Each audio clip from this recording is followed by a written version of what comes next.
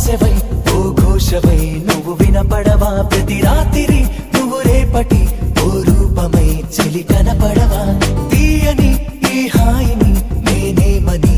కానగలను ధన్యోస్మని ఈ జన్మని ఈ కంకితం ముడిపడగలను